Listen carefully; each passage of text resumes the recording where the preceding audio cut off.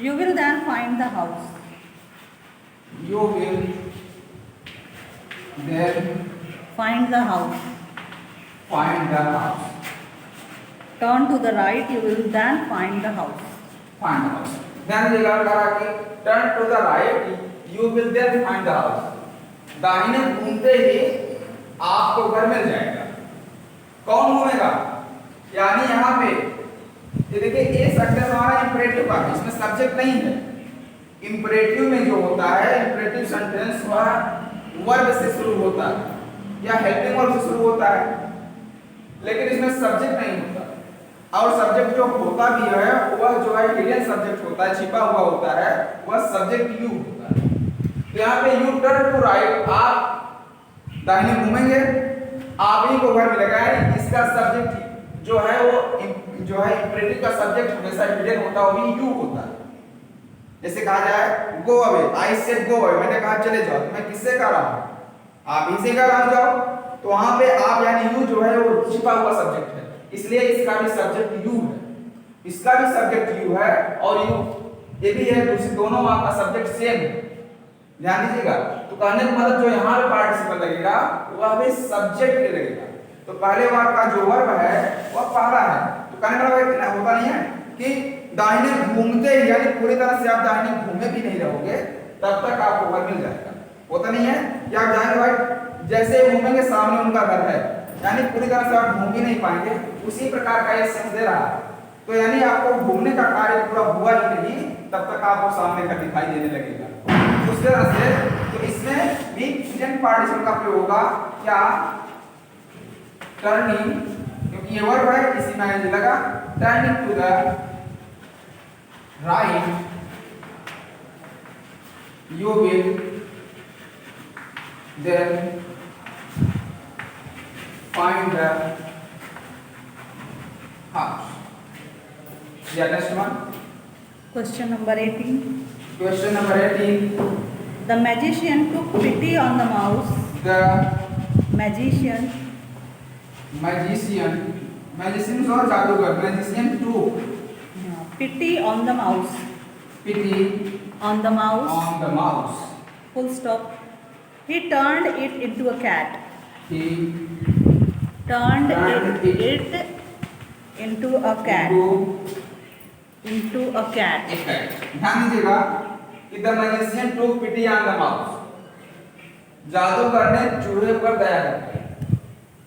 जादूगर ने चूहे पर दया दिखाई. वह उसे इट मींस किसे? चूहे को. वह उसे बिल्ली की तरफ से मोड़ दिया. कहना चूहा जा रहा था, सामने बिल्ली बैठी थी, जादूगर बगल में खड़ा रहा होगा. तो अगर वह दया दिखाने में यानी मोड़ने में तनिक भी देरी करता तो बिल्ली उसे खा लेती. अब ध्यान दीजिएगा अगर वो तनिक भी उसे चूहे को उसके रास्ते से डाइवर्ट करने में देरी करता तो वह समझो बिल्ली जो है चूहे को खा लेती. इस तरह से कह सकते हैं कि दया दिखाते यानी उसके मन जैसे ही दया उत्पन्न हुई. हाँ ध्यान दीजिएगा कि the magician took pity on the mouse. He turned. Turn का मतलब यहाँ पे टर्न नहीं बल्कि उसको है चेंज कर देना. जो इसकी मीनिंग निकल रही है चेंज करना, चेंज यानी बदल देना. जैसे चूहे के जो है चूहे से बिल्ली बदल दिया.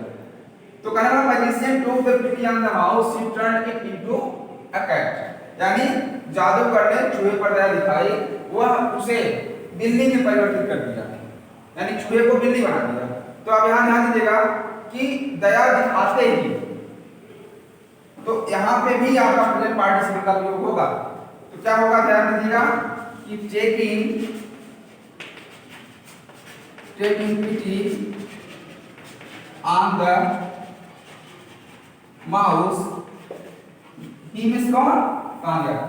He means कौन? The magician. Taking pity on the mouse, the magician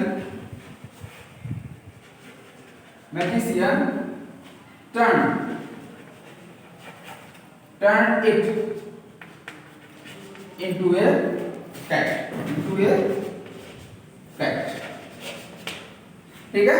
तो इसको आप लोग जो है सॉल्व कर लीजिएगा. अभी देखो क्वेश्चन और समझा दे रहे हैं जो. तो नेक्स्ट क्वेश्चन बताइए.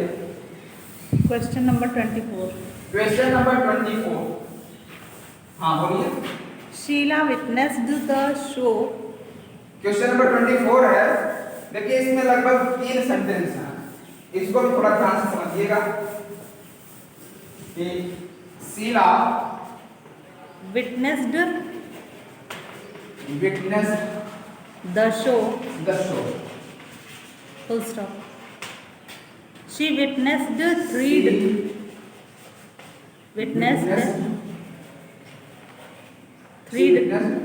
dolls.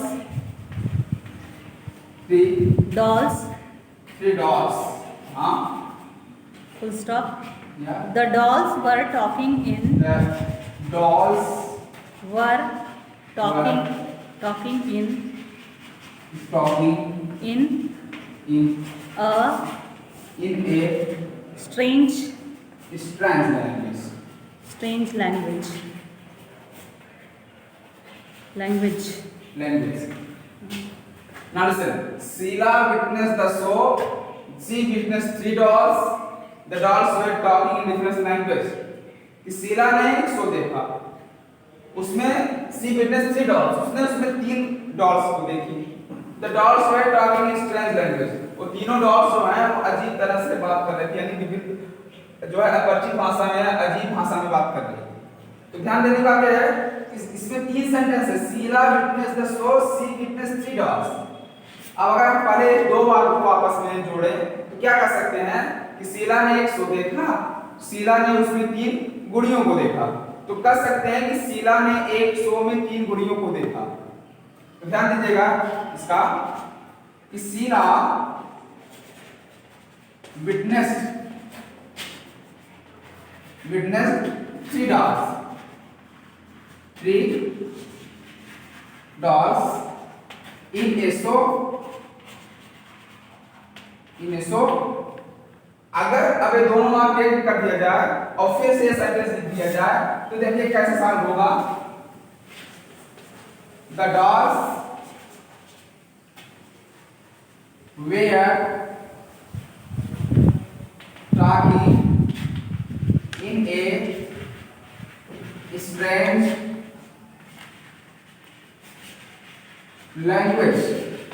ध्यान दीजिएगा, अब यह जो 3 सेंटेंस था इसको मैंने 2 सेंटेंस कर दिया है। अब इसको सॉल्व करते हैं कि Sheela witness 3 dolls in a show. Sheela ने एक शो में 3 गुड़ियों को देखा। They were talking in different in a strange language. वह अलग भाषाओं में बात कर रही थी। तो ध्यान देने की बात यह है कि शीला यहाँ का सब्जेक्ट, पहले वाक्य का सब्जेक्ट शीला है और इसका ऑब्जेक्ट जो है वो डॉल्स है। तो इसमें तो मिला शीला सब्जेक्ट मिला और डॉल्स हुआ ऑब्जेक्ट मिला। लेकिन जो दूसरा वाक्य है वह दूसरे वाक्य का सब्जेक्ट डॉल्स है, यानी ये डॉल्स जो है वो पहले वाक्य का ऑब्जेक्ट है। अब यहाँ पे जो ये दूसरा सेंटेंस है यह डॉल्स के लिए लगा है, ना कि शीला के लिए लगा है। कहने का मतलब यहाँ पे जो पार्टिसिपल का प्रयोग होगा वह ऑब्जेक्ट के लिए होगा, ना कि सब्जेक्ट के लिए होगा। तो जब ऑब्जेक्ट के लिए पार्टिसिपल का प्रयोग होता है तो वह ऑब्जेक्ट के बाद प्रयोग होता है। इसका क्या हुआ कि Sheela witnessed 3 dogs in a show, अब ध्यान दीजिएगा कहा गया कि पार्टिसिपल हमेशा वर्ब में आईएनजी लगा के बनता है फर्स्ट फॉर्म में। तो हमें फर्स्ट फॉर्म में आईएनजी यहां से मिला है टेकिंग से। देख रहे हैं, दे वर टॉकिंग है, 1 मिनट, दे वर टॉकिंग। तो टॉकिंग से हमें मिला है, ये ऑलरेडी देखिए पार्टिसिपल में यूज है। तो सीधे कर सकते हैं Sheela witness 3 dolls in a show talking in a strange language. Okay, तो ये आपका जो है एक्सरसाइज नंबर 1 का यानी पार्टिसिपल के एक्सरसाइज नंबर 1 का लगभग 6-7 सेंटेंस समझा दिए गए हैं। 1-2 सेंटेंस और बता दे रहे हैं जो है थोड़ा इसको पुश करिए।